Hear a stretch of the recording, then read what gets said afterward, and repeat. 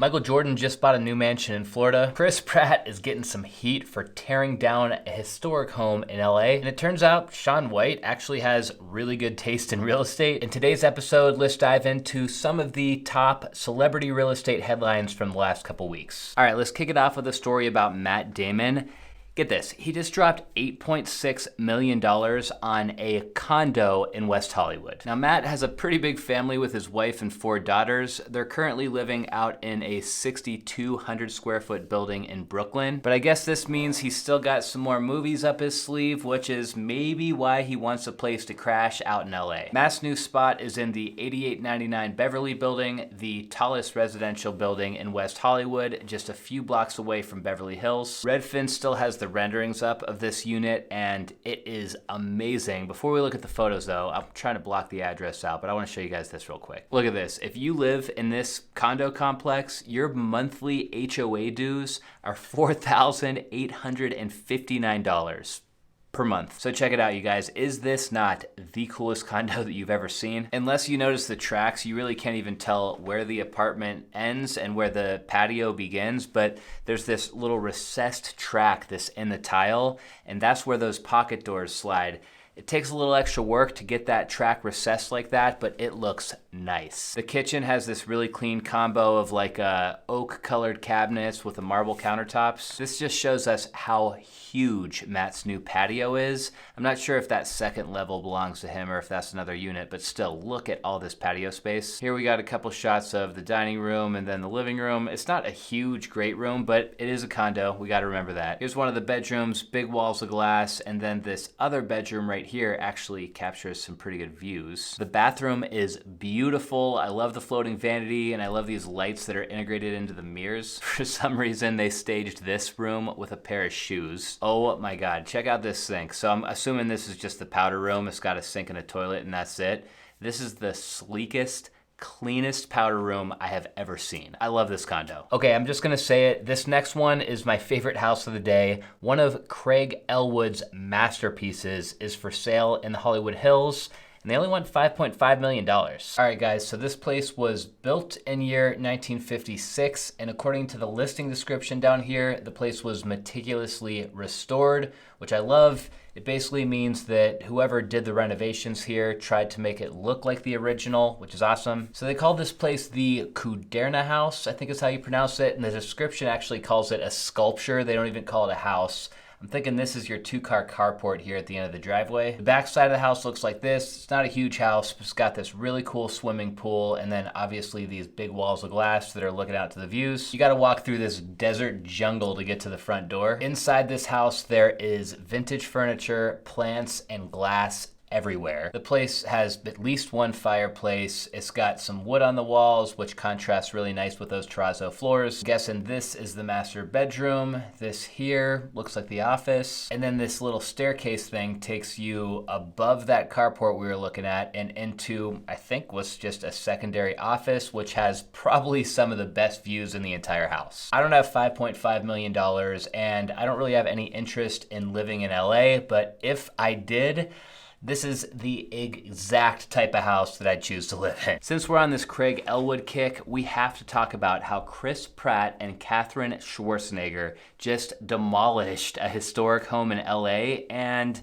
the house happened to also be built by Craig Ellwood. The house was known as the Zimmerman House. It was built in 1950 for Martin and Eva Zimmerman. Unfortunately, we don't have a ton of photos, but inside the place had built-in furniture. There was lots of floor-to-ceiling glass and sliders that connected the inside to the outside with a cool brick fireplace in the main living room. The house was obviously full of vintage furniture, at least as of these most recent photos that I could find. Either way, the place wasn't designated historic, so Chris and Katherine could technically do whatever they wanted with the place, and I guess they just really wanted to be in this exact location so bad because Katherine's mother actually owns the 2 houses immediately across the street. What's done is done. RIP to the Zimmerman house. Good news for Sofia Vergara, or kind of good news. She's finally sold her mansion in Beverly Hills. So here's the deal. She sold the place for $13.7 million, which sounds like a lot of money, but if we go down here to the price history, you'll see that she actually bought this house for $10.6 million in 2014. And I read that she did a very extensive renovation on the place. If we do the math and we think about how much she probably spent on the renovations here, she probably lost money. They definitely highlight the whole vibe of the backyard of this property, between the pool, those huge hedges, all of the trees and stuff. It gives you a ton of privacy, a bunch of shaded areas to sit. The backyard of this house definitely has a resort vibe to it. Out front, we have a pretty dramatic entry and what looks like a 3-car garage. Wow. Yeah, I could already tell she spent a fortune on this remodel and probably just as much money on the furniture. This here is why you hire an interior designer, you guys. You hire a designer, your house ends up looking like this. If you try to design your house yourself like I did, then you're gonna end up with some random furniture like that. It's not my style, but I would consider this place to be basically staged to perfection, at least for the style of home that it is. Here's the office, huge spiral staircase. It comes with a movie theater, nice wet bar, and just looking at the details of this house, you could just see how much money she spent between the travertine floors and the coffered ceilings, the arched doorways. The finishes have this kind of like muted tone throughout, which, like I said before, is not exactly my style, but I gotta hand it to her designer. She did a really nice job. This place is pretty incredible, and whoever ended up buying it, I'm sure they're gonna love it. I feel like this entire episode has been focused on LA so far, so let's hop on over to the East Coast really quick and talk about Mike Myers' penthouse that he is still trying to sell on Chelsea's Highline. According to the listing description here, his apartment is a single floor penthouse in the heart of West Chelsea. I say he's still trying to sell it because there have been a bunch of price drops. I guess no one's interested. It's been on the market quite a while. He originally bought this place back in 2017 for 15 million bucks. He relisted it for sale almost exactly a year ago for 20 million. Yeah, still no bites. Pretty big price cut. Let's check this place out. They start with a shot of the terrace because, I don't know, terraces are just pretty special out in New York. This place has 2 of them as well, and one of them is actually 65 feet long. The apartment's huge. It's 5,600 square feet. I guess you actually get the entire floor. There's 2 elevators that take you right up to this floor, and the whole floor is your unit. The kitchen is awesome. Tons of natural light. Massive for New York standards. I mean, this kitchen's even massive for Arizona standards. It's got like this leather finish granite countertop, and then the cabinet faces here are wrapped in this like brass trim. I've never seen something like that before. Nice big living room, good sized bedrooms. You've got natural light dumping into basically every room in the apartment. Looks like the master bathroom has his and her sinks with his and her shower. I guess through that other door is actually a sauna. That's pretty cool. Nice little office. I mean, this office is bigger than my office, and it even comes with its own little private patio. When something's not selling and you're dropping the price and it's still not selling, it typically only comes down to one reason, and that's just that you're priced too high for the market that you're in. Sticking to the East Coast theme, check this out. Michael Jordan just scooped up a mansion in Florida. He paid $17 million. The description says that this place is located in a gated community. It's only like a mile from the beach, and there's only about 60 homes in this community, so it's pretty exclusive. And I guess if you live in this community, you're automatically a member of this club. Apparently this community is about 400 acres in total, and it comes with this golf course. They show us the master bedroom first, great size with direct access to the backyard. Here we've got a shower with a bunch of windows in it. I'm gonna guess this here is the master bath. Check this detail out. So they got a mirror that's hanging behind the sink, so if you're brushing your teeth, you got the mirror there in front of you. But if you're sitting down over here doing your makeup, it's on this slider, so you can just slide the mirror right over if you feel like